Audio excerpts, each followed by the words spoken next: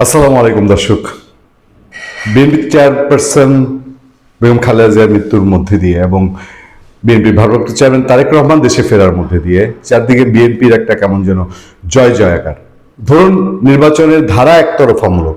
আগে আওয়ামী লীগের ঘরানার লোকজন ইলেকশন করেছে, এবার বিএনপির ঘরানার লোকজন ইলেকশন করছে। মানে আওয়ামী লীগ বৃহত্তর জোট করলে যা হতো তাদের নিয়ে তারা থাকতো, বিএনপি বৃহত্তর জোট করলে যারা হয় সেই তারা এখন ইলেকশন করছে। কিন্তু এর মধ্যে দিয়েও ইন্ডিভিজুয়ালি যদি বলেন তাহলে তারেক রহমান দেশে ফেরার মধ্যে দিয়ে সবকিছুই তারেক রহমানের কন্ট্রোলে, কপচারে, এবং যেটা অনেকটা পরোক্ষভাবে বিএনপি দেশ চালাচ্ছিল এরকম একটা সিচুয়েশন, সেটা আরো প্রকোপ ধারণ করেছে। এবং তারেক রহমান দেশের মাটিতে পাড়া দিয়েছেন, আর সাথে সাথে পুরো প্রশাসন অনেকটাই বিএনপির দিকে হেলে পড়েছে, যেটা এনসিপি এবং জামাতের নেতারা বলছেন। সেই সময় বিএনপি জয় জয়কারের বার্তাকে আরো শক্তিশালী হিসেবে আমাদের কাছে পৌঁছে দেয় যখন জরিপের ফলাফল অনেক অনেক পার্থক্য হয় জামাত এবং বিএনপির ভোটে। আমি জরিপের বাইরেও যদি আপনাদেরকে কথা বলি, জামাতে ইসলামী তার প্রতিদ্বন্দ্বী যে অংশ, বিএনপির সঙ্গে বা আওয়ামী লীগের সঙ্গে তার প্রতিদ্বন্দ্বিতা করার মতন বাস্তবতা এখনো তৈরি হয়েছে কিনা, এটা অনেক বড় বিষয়। এর বাইরে ধরেন জাতীয় পার্টি, তারপর আপনার ইসলামী শাসনতন্ত্র আন্দোলন, এই টাইপের দলগুলোর মধ্যে জামাত ইসলামী তার মানে এই বি শ্রেণীর, বি গ্রেডের দলগুলোর মধ্যে জামাত এক নম্বরে। কিন্তু ভোটের সে বড় মাঠে খেলতে গিয়ে বিএনপি এবং জামাতের পার্থক্য, বিএনপি এবং জামাত এবং আওয়ামী লীগের পার্থক্য, এটা মোটামুটি আকাশচুম্বী পার্থক্য। কতটা ঘুচিয়ে এসছে।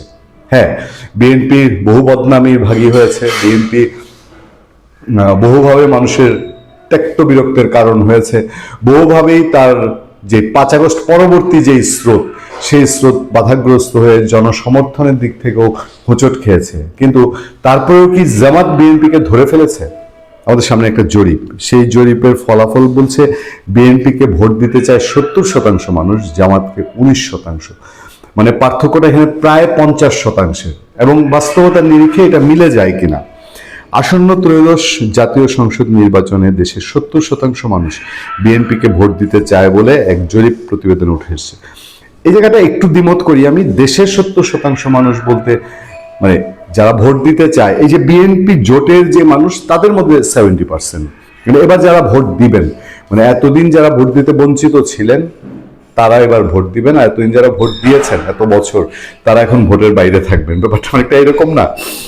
অন্যদিকে জামাতে ইসলামীর পক্ষে জনমত পাওয়া গেছে 19%। বেসরকারি উন্নয়ন সংস্থা eminence associates for social development, EASD পরিচালিত জনমত জরিপে এই তথ্য উঠে এসেছে। এটা প্রকাশ করা হয়েছে একটা অনুষ্ঠানের মধ্যে দিয়ে। দেশের 300টি সংসদীয় আসন থেকে সরাসরি 20,495 জন ভোটারের মতামত সংগ্রহ করা হয়েছে। গত বছরের 20 ডিসেম্বর থেকে চলতি বছরের 1 জানুয়ারি পর্যন্ত এই জরিপ পরিচালনা করা হয়। তার মানে জরিপের দিক থেকে অনেক বড় পরিসরের একটা জরিপ। সেই জরিপ অনুযায়ী আগামী নির্বাচনে কাকে ভোট দেবেন এমন প্রশ্নের উত্তরে 70% ভোটার বিএনপির পক্ষে মত দিয়েছেন, 19% ভোটার জামাতে ইসলামীকে বেছে নিয়েছেন। এছাড়া 2.6% মানুষ ন্যাশনাল সিটিজেন পার্টি এনসিপি, মাত্র 2.6, এবং 5% মানুষ অন্যান্য দলকে ভোট দেওয়ার কথা জানিয়েছেন। মাত্র 0.2% মানুষ ভোট দেবেন না বলে জানিয়েছেন। কিছুটা জরিপে প্রশ্ন জায়গায়। আমরা নিশ্চয়ই এটা বাস্তবতা কি সেটা দেখতে পাবো হচ্ছে আগামী নির্বাচনের দিন, যে কত শতাংশ সত্যিকার ভোট কাস্টিং, মানে নির্বাচন কমিশনের হিসাব না। আমরা এর আগে যেরকম দেখেছি, যে চিলের চোখে দেখেছি, সেই চিলের চোখে কোন দল সরকার গঠন করবে এই প্রশ্নের 77% উত্তরদাতা বিএনপির কথা বলেছেন এবং মাত্র 17% জামাতের পক্ষে মত দিয়েছেন।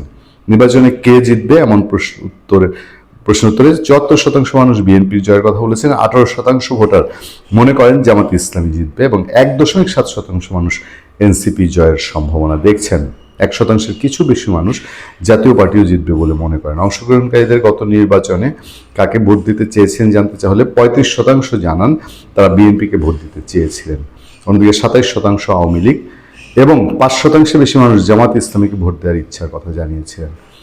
জরিপের চুম্বক অংশটার জন্য অপেক্ষা করছিলাম। গত নির্বাচন যদি ফেয়ার নির্বাচন হতো, মানে 24-এর নির্বাচন যদি ফেয়ার নির্বাচন হতো, বিএনপিকে ভোট দিতে চেয়েছিলেন 35% মানুষ, কোনো দ্বিধা নেই, বিশ্বাস করতে কোনো দ্বিধা নেই। আওয়ামী লীগকে তখনও ভোট দিতে চেয়েছিল 27% মানুষ, বিশ্বাস করতে দ্বিধা নেই। আর 5% মানুষ জামাতকে, এটাও বিশ্বাস করতে দ্বিধা নেই। এটার এতটা আকাশ পাতাল পার্থক্য হলো যে এবার বিএনপি 70%, মানে গতবার যারা দিতে চেয়েছিলেন তার ডাবলে উঠে গেছে। এই ডাবল হওয়াটা কি আওয়ামী লীগ মাঠের বাইরে থাকা বা জরিপের কোনো ফাঁক ফোকর রয়েছে কিনা, জরিপের বিশ্বাসযোগ্যতা নিয়ে কোনো প্রশ্ন রয়েছে কিনা?